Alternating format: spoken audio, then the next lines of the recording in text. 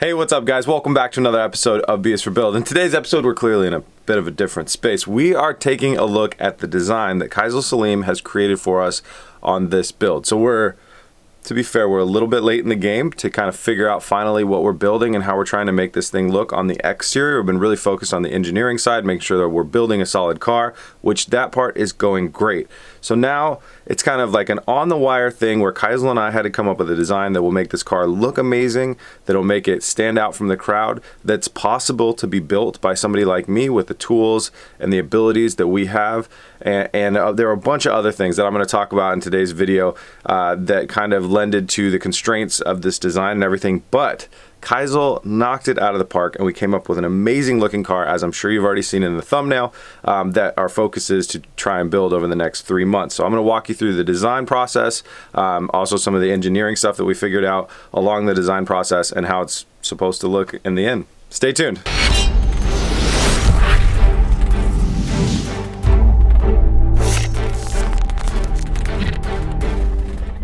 All right, guys, so I'm going to try and do this all through the computer, so the camera quality is a little bit poor. It's just a webcam. That's my bad. Hopefully the audio quality will be good, but I think this is the best way to kind of keep me in line with what I'm showing you guys on the screen. So here goes nothing. Let me tell you the story. So for a little background for you guys that don't know who Kaisel Salim is, he's an extremely talented, I call him a concept artist. I mean, I guess that's in his title right here. He's a concept artist at EA Games out of the UK.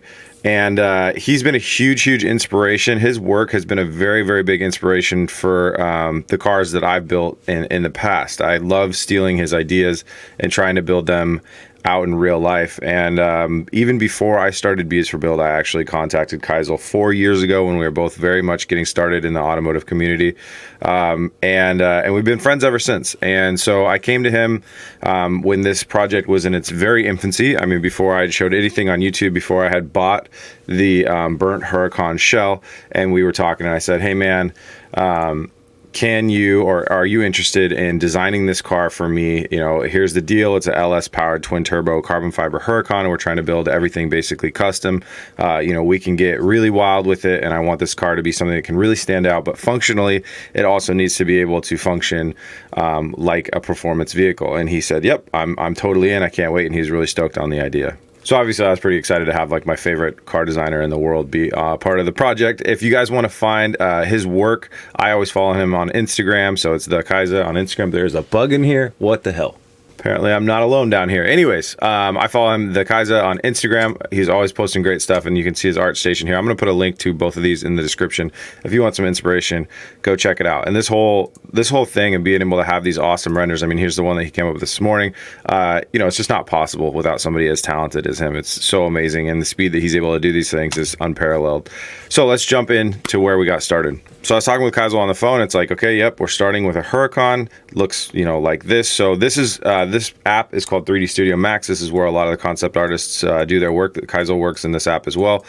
So the first thing you do is you go pay and you buy a model that is a replica of your car. So this is the exact model that he was starting with. So then we're kind of talking about what do we want to do from here. So this is kind of the beginning of the canvas that we're working with. It's a Huracan, and he knew that I could, you know, make it to this by copying my other Huracan body panel. So I then went out and picked a bunch of the work that he'd done in the past that had a look and a feel that I really liked, and I thought that the build type was possible, something that we could physically build into our build. And these are going to vary a lot, but the idea was just to show him what kind of the span of what I was looking at, you know, why I like the different things and that type of stuff. So I want to share with you guys that type of stuff here. So for instance, I really like the support rods and everything in the very functional arrow that has here. I like the license plate here. I like the headlights, and this is a really cool, you know, extension style wide body. This is, I think, a dual rotary McLaren. I don't know. Anyways, it's a pretty cool one that he did. And I'm going to just jump through these a little bit faster. With this one, I just really like the simplicity of it, just taking some body panels off and just throwing some tubing over kind of as a mock fender. It just makes it look so aggressive, and the open tires and stuff like that. I love that look. This old Mustang's been a favorite of mine that he did for a long time. It's just, you know, again, simplistic, nice arrow, good stuff like that. Glowing wheels is always cool. Another one that he did, kind of the same thing. I always like the hoodless look. This thing has no hood, no roof, no nothing. Very cool.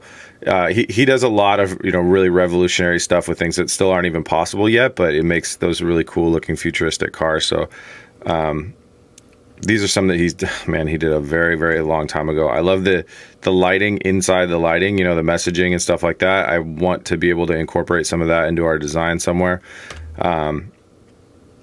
Again, with all the really cool cyber lights, because this was supposed to be a kind of cyber themed build that we're doing. So it's not supposed to be super clean around the edges. You can see there's some dirt, some scuff marks, some stuff like that. It's a very much a car that's being used, but it has a lot of cyber, futuristic kind of additions to it and stuff like that. Again, here with lasers, and because I mean, to me, Lamborghini, if they could get away with it, they would be doing stuff like this. They would have crazy different color lights, and they would have lasers that shot out of things, and they would have rocket launchers or whatever. Lamborghini is the company that does that stuff. Like Ferraris are more contemporary and confined, and then you got Lamborghini. It's just like, we'll put all the vents wherever we want to. There's an air problem, just add another vent and do this and do that. They're just crazy. Look at the Countach. Like, it's an insane car. It's so beautiful, and it's because they're nuts. This one is another really clean, good over fender style design with obviously the performance upgrades in the front. This is one of his drone series, which is like, these are over the top, like insane, but I still love the look of it. And then this one, the open back, feel to it, I really, really love. It's obviously something you can only pull off with a mid-engine car. So this is something that is really cool. And you'll see when you look at our engine bay, I've got some ideas that kind of bring us close to this as well. And I've just always loved this one. So, and this is a 240, and so you got 240 clean. Like, this is, this is what we could. This is where BS for Build kind of seems to end up a lot of the time. We're building this car, and it's kind of looking clean, and we put our louvers and we put our vents, and it feels like, okay. And then this is what, the change that Keisel makes to it, and the wear, the tear, and the writing and the stuff like that. This is where I want to be on this build, and it's going to take time. It's definitely going to take time and fine tuning, and I think by SEMA we're probably going to show up and we're going to look more like this, would be my guess.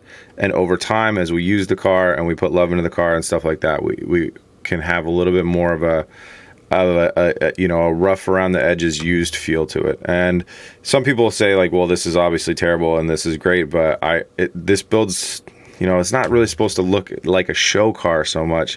It's, it's supposed to be a car that I'm getting a lot of use out of and stuff like that. So enough. That's the inspiration. Now let's talk about where we landed. So again, this is what Keisel had to work with. This was kind of the starting point. And, these things aren't too generous sometimes. Like, there's nothing in here. There's no engine or anything like that. So, these models sometimes come a little bit bare bones, which this one did. But what he was able to create was fantastic, and here it is.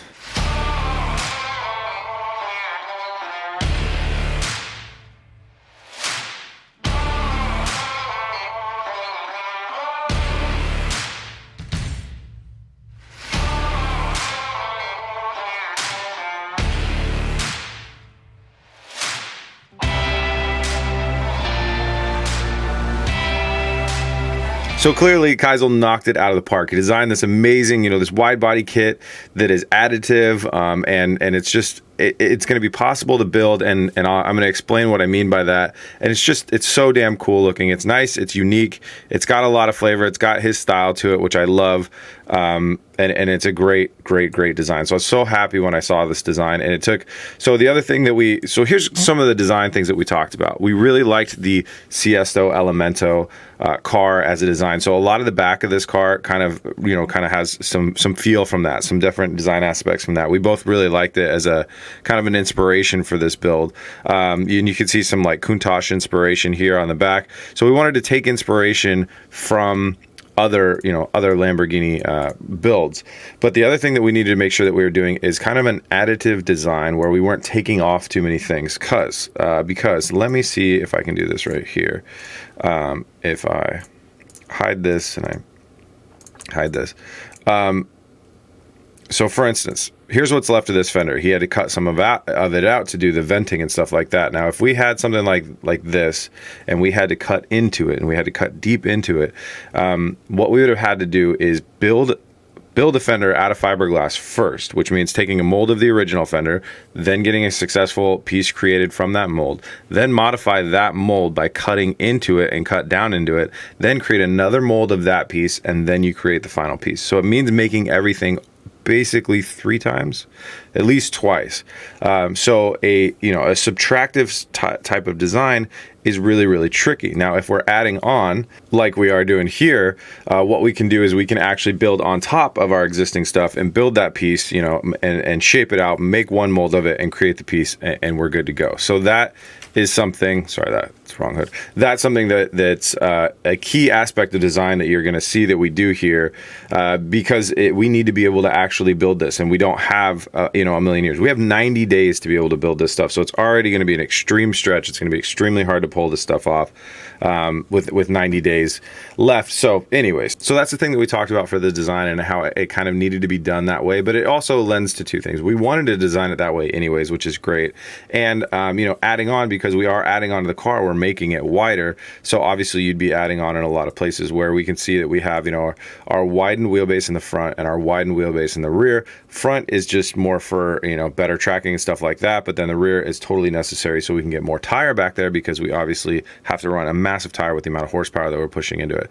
Kaisel did a really, really amazing job here in the front. This is the LP610 front bumper and making it look really, really aggressive and not doing too much crazy construction to it. So this whole bumper is still the base bumper, but what we're doing is we're building a lot of really, really cool aero stuff that comes in, and all we got to do is cut out this one middle bar that we have right here. It's not a bar, it's made out of polyurethane, but there's one midsection on the front bumper.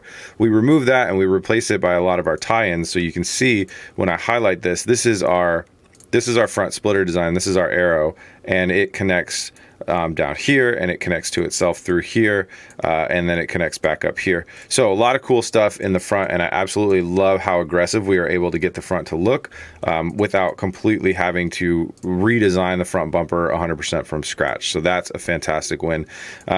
So like I said, Kaisel's the best in the business, and he even with these restraints that I imposed, he was able to create something that was so good looking, which is really cool. So the front end, I absolutely love it. The side, I love the whole design. So anyways, this hood we're probably not going to go with just because of how hard it's going to be for us to build and the time frame. So I got something up my sleeve for that, which I'll show you guys in the next episode. Now we have the side skirts, again, additive. They look fantastic. Now you guys, well, I'll show you how we're going to build those when we build those, but those who've watched the channel a lot know exactly how we're going to build those. And then, so coming back here, rear hatch is probably, we're not, I just hit the delete key right there. We'll see what we're going to do with the rear hatch. It's either going to be highly modified or might not be there at all. So then our rear over fenders look fantastic. There's something that isn't impossible for us to build. It's going to be really hard for us to build these in the time frame that we have. I was talking with some professionals and they're like, yeah, 2 solid weeks of work on that. And I'm like, okay. Kaisel designed this really awesome rear spoiler as well. So you'll notice that there isn't some giant wing on the back of this. We don't want it, but we do have the giant rear diffuser that also helps accent our manual transmission hanging out the back, which I love so much. So this rear diffuser is something that I just think is so cool. And the one tough thing is the shape of this support is really iconic to Lamborghini, and especially with the Sesto Elemento. It's going to be extremely hard to build because a metal that's that shape, I believe this one is cast or CNC'd out. So I'm working with our sponsor Metal Supermarkets to be able to try and get some metal that's actually that shape that we can work with, aluminum specifically, because I am now obsessed with the weight of this car because it's so lightweight. We're trying to keep it that way. There's some custom lighting on here that I'm actually not going to get into. You guys are going to just have to see that when we get there, but you can see some of it in the design aspect right now. But there's a lot of cool custom lighting stuff that we're going to do on this. So this is what Kaisel sent me. This was kind of our first draft. And another reason that I love doing these designs is we're able to figure out engineering issues along with, so it's like, okay, so we got the design here now, but what we don't know right now is what we haven't kind of sketched out on paper is our engine bay, what it's going to look like with the LS in there. We've already got an LS in there, and then how we're going to place our turbos, where we're going to place our turbos, where we're going to place our turbo hot side piping and our exhaust, and our turbo cool side. Like our we have to run an air to water intercooler, which all turbocharged mid-engine applications have to do that, and stuff like that. So I'm going to jump you guys, it wouldn't be a BS for Build episode without a little time lapse. So I'm going to jump you guys into a time lapse. So I took this model from here, and now I'm not a great 3D modeler, but I do know my way around a little bit. So I modified this to have our engine, and then I went ahead and designed the turbo placement and the stuff like that. So let's time lapse that, and then I'll walk you through it.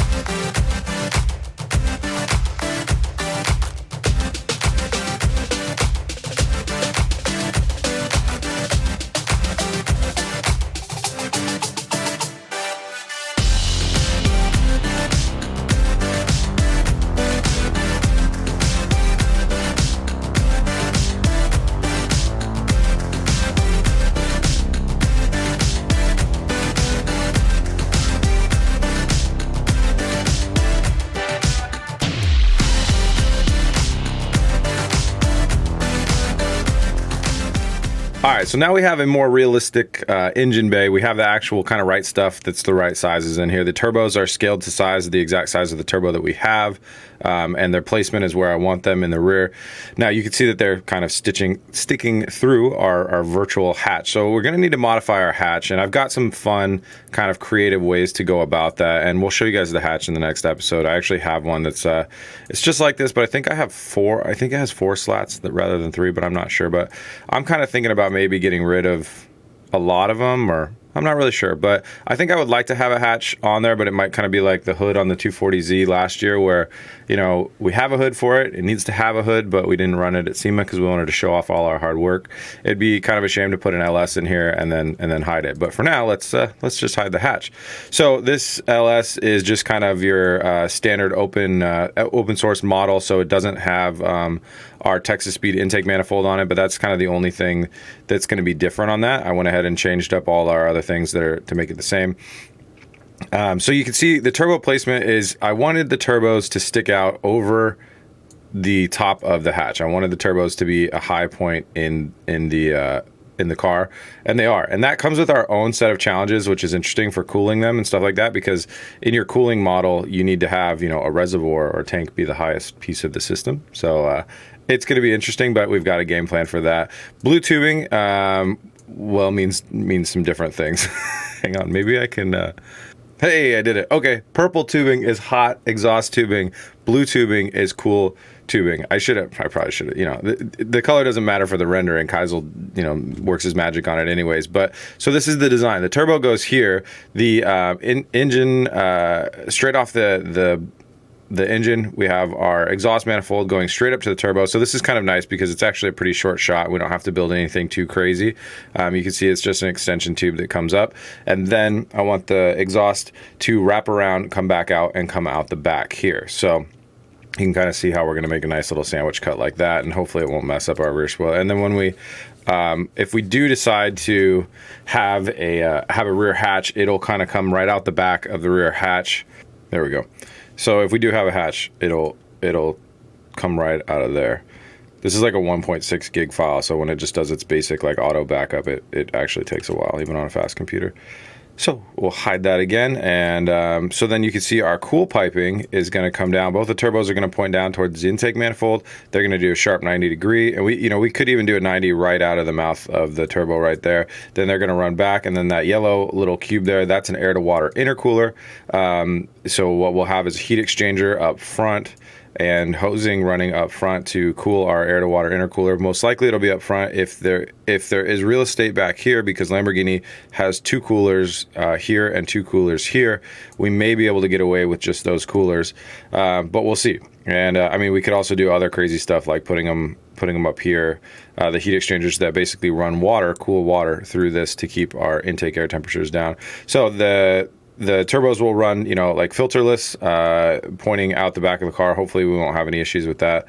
And then, or, you know, for if we do like a week-long road race type of thing where this is on the street for a long time, we'll build a filter onto them.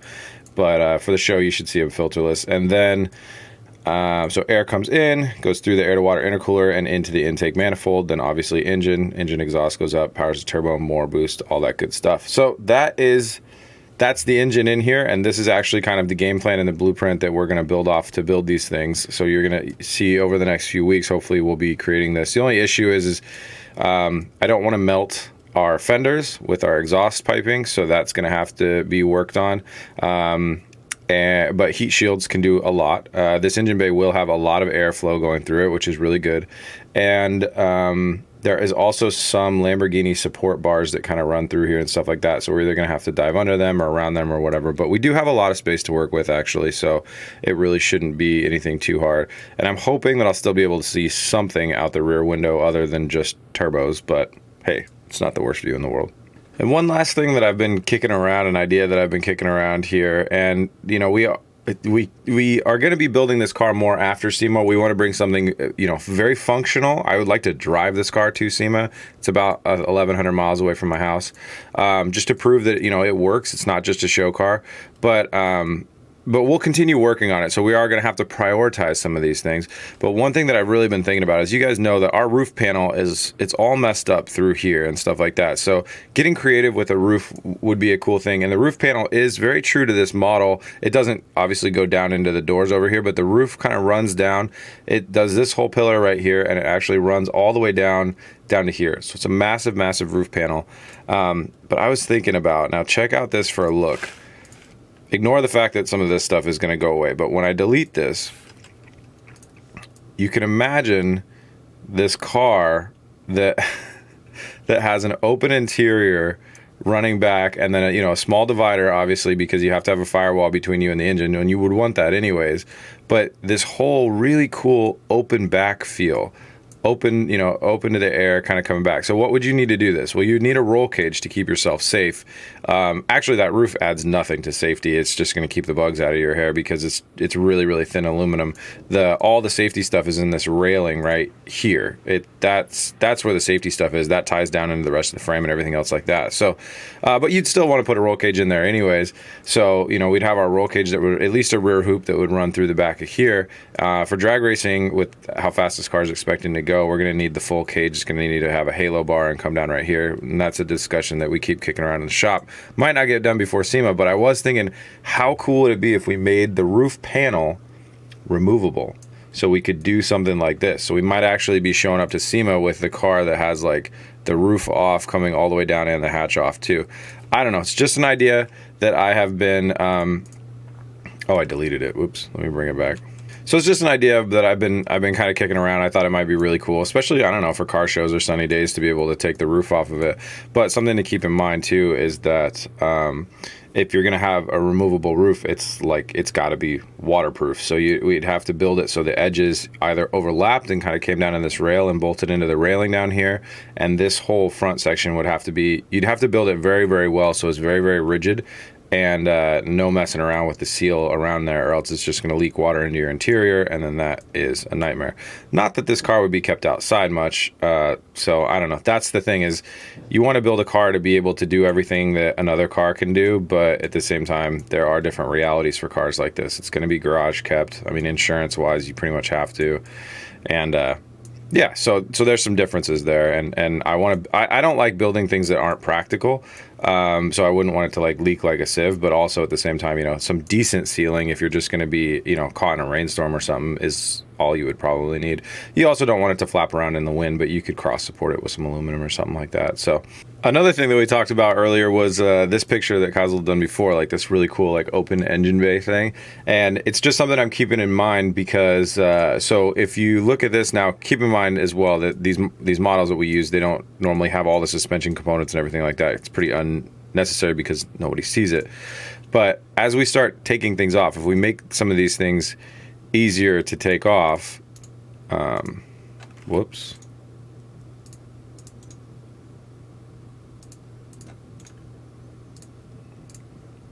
we can pretty quickly, like, especially if we prioritize it, we could pretty quickly have it so we can have these open air, really, really badass kind of look to our build, you know, just for special occasions or whatever. If we really want to like kind of just show off the engineering or whatever, you could just kind of take some of these body panels off, leave some on the back on as far as the aero stuff. I just thought it'd be so cool. It has really no crazy function to it. It's just a way to see a car in kind of a different way. So that's something that I'm also keeping in mind, is trying to keep kind of these pieces somewhat modular. And they already are on a Lamborghini Huracan, but like this piece comes off separately from the quarter panel and stuff like that, but they're pretty hard to put on. But since we are trying to go more of that grungy look that I was talking about earlier, being the difference between like this and like this, I wouldn't mind, you know, maybe including some Zeus tabs or something like that, or if it's aero latch stuff, some quick latching mechanisms to be able to just pop a couple different things off and then be like stripped down to this. And then, you know, maybe 5 minutes later, if we want to put the parts back on, then we're back to looking more tame like this. So it's just kind of like an insanity mode. So that's the base design in 3D space. The wheels are just a work in progress, guys. We don't know what we're going to run for wheels yet. So we'll get something great, I'm sure. We're working with several different companies there.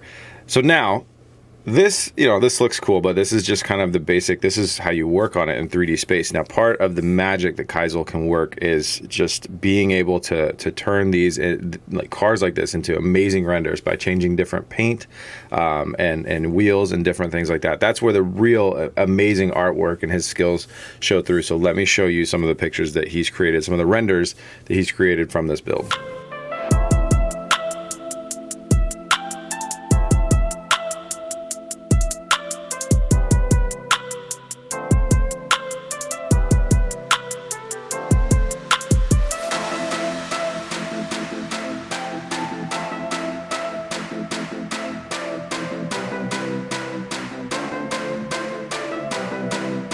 So Keisel created us some like really amazing renders of this in his artistic fashion. He, you know, wants to keep this kind of artistic, to keep the mind open, keep us, you know, he doesn't want to say this is exactly how this has to be built. He's trying to show us, you know, this is kind of ways it could look and stuff like that. So this is a little bit more like less gloss carbon fiber.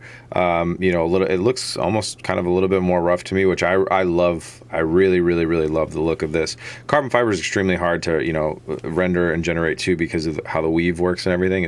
But he knocked it out of the park. It looks fantastic. Here's a little bit of a darker scene. I love this one with the tree and the headlights on. It's amazing how he can get the headlights and the reflections and everything. But hey, that's why he works at the like best video game company in the world for car games. Anyways, another really great shot. Something that's pretty cool that this points out too is you should be able to see the turbos if you look the right way through our side window through our rear window as well, as long as we don't have tint like this. This is definitely one of my favorites, kind of just showcasing it off from a side view. They all look really good. Now, one other thing though that I do want to point out is this rendering that we use for the thumbnail is all in white, and I really like the look of it. It really helps accentuate all the craziness that we've done. Keisel said, you know, it's actually a little bit different model than this. He changed some other things slightly, but yeah, this looks really beautiful in white. So man, if we for some reason screw up enough carbon stuff that, you know, we just can't really have this exposed carbon look, white is the backup, officially the backup, because that's really cool. This whole build project would be like 5 times easier if we could paint everything, to be really honest with you guys, because then we could meld fiberglass with metal or anything that we needed to do. We could work with multiple different substrates, and we could use body filler in technical parts and cracks and crevices and stuff like that when we're trying to make these really hard shapes, and then mold everything together, and then you just sand it and then you wrap it and we'd be good to go. But that's, you know, working with carbon fiber, you can't really do that. Everybody gets to see the material that's underneath, so it's extremely technically difficult. So if we do kind of run out of time or something, maybe keep it carbon fiber underneath so we know it's nice and lightweight, but then we throw a wrap on it in the end and it looks a little bit more like this. Who knows? We'll find out when we get there, but they're all beautiful renders. So that's the design, guys. That's what we're going to be working towards building over the next 3 months. It's going to be really challenging. I want to get as much of this stuff done before SEMA as possible, but with a good focus on building a good, solid, strong car as well. And then after SEMA, it's into the drag racing world for this car right after that, because we have so many good high performance parts and stuff like that. I want to challenge other YouTubers. I want to get out there and spend some time on the strip and learn how to drive very well. So that's what this car is going to be continuously used throughout the channel. Lamborghinis are just too much fun to like let sit. So that's the game plan. We'll build as much as we possibly can before SEMA, and then we'll, you know, wrap anything up that we have to, you know, after that on a continuous basis, you know, probably hopefully do, you know, just a lot of episodes continuing on. So thank you guys so much for watching. I appreciate all the support. If you want to show some more support, guys, we have a full line of shirts and stuff all supporting this build right here on the BS for Build website, which is bsforbuild.com. So go check it out. If you thought that me being in a picture on a screen was interesting, check us out on Twitch. We're BS for Build on Twitch, and I'll be on there, you know, sporadically across the month. If you guys ever want to drop a line, come talk about how the build's going, behind the scenes stuff, all that good stuff. Oh, and something that's gonna be really interesting with how it integrates to this, you guys will see in the next episode. That box that I mentioned that was getting shipped across the world, it's here, and it's a game changer. So our next episode is gonna be absolutely crazy, and I cannot wait to show you. So do not miss the next episode. All right, guys, thank you so much. I'll see you soon. Peace.